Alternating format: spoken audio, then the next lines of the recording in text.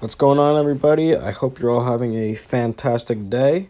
So today is the culmination of our class rankings in MCOC, and we're going to be finishing it up today with the Mutant class, which is my favorite class and the class that I believe to be the strongest in the entire game. Now, just so this list doesn't get way too complicated, I'm not including Horsemen, so Cable won't be on this list. Storm Pyramid X, Wolverine, they would probably all be on the list if the Horseman ability was involved, but I'm thinking about making a separate video with just ranking the Horsemen, so let me know if you want to see that. And then also, I want to go over the honorable mentions right now because there is a whole lot of them. So, some of the big names that I did not include on this list were Domino, Emma Frost, Iceman, Gambit, and a few others. Those are the top four that were very close to making the list, but I could not include them just because I feel like the others in the class edge them out barely. So this is a very competitive class. You probably won't agree with this list, but it is my opinion, so feel free to leave your lists below. Without further ado, let's get into the list.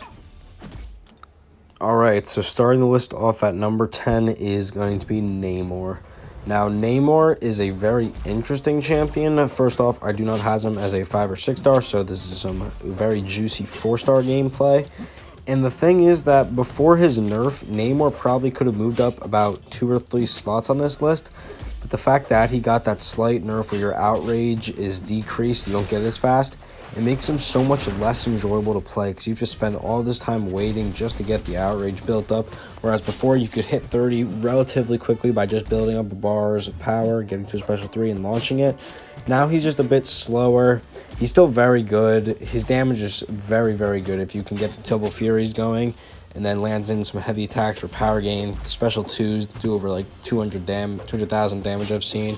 So he's still very good. You can't knock that. But of course, the thing that with Namor is his awakened ability where you can reflect all damage coming at you. So Korg, Electro, Spiked Armor, all of that. If you have a Max Sig Namor, he can bring it all back onto the opponent so you take no damage and they take all the damage. So that ability alone is so useful, and I believe it secures him a spot.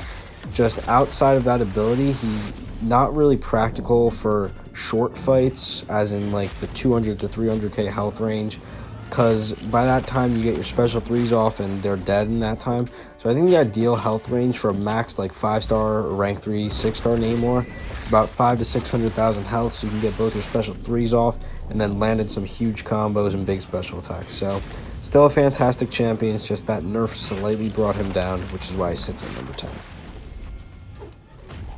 Now at number 9, I have Havoc, and I think Havoc is honestly the one that has not changed at all. He has always been great from the time of his release up until now. He's just retained his usage, and he hasn't really seen a bad day. So Havoc is very simple to play. You throw off a special 1, start building up your plasma, build up to a special 3, launch a massive 1. If you want just damage over time, you can build up the plasma and then place some feedbacks on the opponent, which do a really good amount of damage. I think my 5-star rank 5 was getting about 1700, so that's 3400 damage per second. And yeah, his special attacks, as everyone knows, are crazy. That was like a 10k hit on the level 1, which isn't even a hard-hitting special. His basic attacks don't hit for a lot, but they are energy-based, so you can deal with Korgs very easily. I don't know if you can deal with Electro, but just having the plasma is very good, and you don't have to worry about damage back on those things. The thing is that Havoc is still always going to be a great defender because you need an armor up to counter this guy unless you're very, very lucky with him throwing special 2s and heavy attacks. So yeah, Havoc, I don't really have a lot to say. He's great. He has big damage on specials, fair amount of utility. And I just think he's always going to have a use in this game. Like, even if 20 more Mutant Champions get released, I still think he might just make it in this top 10 because he's just so consistent. So Havoc is an easy number 9 spot. Now at number 8, this used to be my favorite champion in the game. Had 2 champions not come out in 2020. Sunspot would probably be the profile of my channel, but those 2 champions did come out and he has since gotten bumped down. But he's still my 3rd favorite champion just to play in the game, and of course it's Sunspot. I love Sunspot so much. So first off, he has the power gain ability with his Incinerate. So I think you see Winter Soldier has 11. I'm going to parry, charge heavy, and I get like almost a bar and a bar of power, maybe like 80% of a bar of power. But once you get up to like 4 flare state, you're getting a bar of power for every heavy and every special attack. And I just love his way. His rotation is so fun. You just parry, heavy attack, throw special 1. You can get up to about 7 solar charges, 7 or 8 with a SIG 200 Sunspot, because you get the extra flare states. So once you get to that, it's kind of luck based when you throw off that special 2, but if it crits, it's just stupid how much damage it does. Now, Mutant Team, which can help with crit, can make it even more consistent, but I personally find that even when I'm using like Sunspot against 300k health pools and like Monthly Cavalier, all I need to do is throw off like a special 2 at 4 flare state and I'm fine. You can see that special did way over 200,000 damage, probably close to 250,000.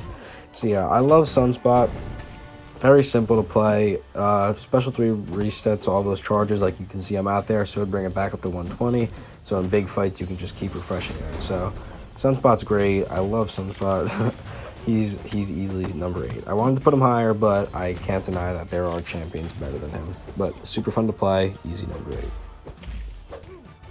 And at number 7, I have the newest mutant champion to the game, and that is Strife. Now, sadly, like all the others, I only have a 3-star Strife. Currently hunting him in the new featured pool. I've gone through about 10 and haven't seen him yet. I'm probably going to go for a 6-star feature just to try and get him, because he means that much to my account that I would just love to have him. So Strife is a very interesting champion. People have called him Mutant Aegon, but I don't really see it. I see him as a weaker Aegon Ghost combo in a way, because you can't really use the phasing in a way that Ghost does, where she just gets more power and then you can throw into special attacks. I see it as you can phase attacks and then get huge damage off, because you can throw a special 1, become cloaked, and then throw a heavy attack while they're attacking into you. That's also how you build up his charges, similarly to Aegon. And when he is a horseman, that is why people compare him to Aegon, because he comes fully unblockable, which is such a good ability. And this is only a 3-star, but right there you can see with all non-crits, that was like around 5,000 to 7,000 damage, which is not bad. If it all critted, it would have been near 15k, because Strife crits really hard on the special 2. So you can see here, he's missing. I throw a heavy attack. That is what I love about Strife. That like reliability and safety net off the cloaked ability. So he's very useful. I think he's going to go up on this list in the future just because he's so new and people haven't really mastered him yet. I know Legacy has a bunch of Abyss solos up on him. He's a great option for the collector. And yeah, Strife is a really good addition to the game, and I see him perfectly at the number 7 spot as of now. Now, this is where I may lose some of you. I have Professor X at number 6. And let me be clear in saying this. For Abyss, he is 100% the best mutant. There's no question. He's better than Strife. I don't care what people say. Strife can solo Abyss fights. But Professor X can solo the niche Abyss fights. He can do Mordo. Bureau Man has, I think, like 1 million solos with this guy in Abyss. It's absolutely insane what you can do with him. So I highly recommend you check out those videos, because he shows him best. The only reason he isn't making it higher is because for just normal fights, he is very annoying to play, because you get off 1 rotation of specials and sometimes it isn't enough damage, and then you gotta build up to another rotation. And I like how in Realm of Legends it only takes 3 usually to kill the opponent, depending on your star level and awaken ability, but he's still undeniably insane. You cannot knock this guy at all. He's great for the Luke Cage in Abyss, because you can intercept off the heavy attack. It's very similar to Strife's, where if you hold it, you can falter the opponent, they miss, and you land your heavy attack. His damage goes through the roof. He has such many prowess buffs. Like you can see here, I'm just doing a simple rotation. I already have 8, and that's off 1 rotation. So you can do 2 more rotations, be up to 24 prowess, and your opponent's going to be dead no matter what. So yeah, his damage is huge. His utility is okay, because that falter gives him a lot, but not really much else. He has an evade counter above, I think it's 25 Cerebro charges, but aside from that, he doesn't really have a lot of utility. No immunities and all, but his raw damage output is more than enough to make up for that. So Professor X slots in at number 6, but I totally understand if you want to put him higher. Number 5 is Archangel. This is very simple. If the opponent can be bled and be poisoned and has some annoying abilities, Archangel is usually the best option for it. Juggernaut, you'll see later in this fight, does not activate as unstoppable, so the neurotoxins cancel it because of ability accuracy reduction. I think out of all of these lists, Archangel has the least I need to say. Everyone knows he's amazing. Everyone knows what he can do. It's quite simple. It's damage over time with bleed and poison. So I'm not going to talk much here. See, Unstoppable didn't trigger there because neurotoxins are overpowered. And when this guy becomes a horseman, just forget about it. So I'm not going to talk. I'm done. Archangel at 5. If you disagree, I can't help you on this one. He's easily top 5. So that's it. Number 5, Archangel. Now, moving on from a champion that didn't have a lot to say about is a champion that I have a fair bit to say about. And I know a lot of you, once again, are throwing your phones at the wall, screaming, why the hell didn't you put Omega at number 1? Omega's the best mutant. I don't care. Omega is slightly, like a smidge, overrated. Now with Suicides, no. With Suicides, he lives up to the hype, but I still don't even think he's the top mutant with Suicide Masteries. I think that belongs to either of our top 2 spots. But Omega Red is still beyond stupid. Right now, I'm not running Sabretooth Synergy or Suicide, so you won't see a huge amount of damage per second. But trust me, when he does use those energies, he becomes insane.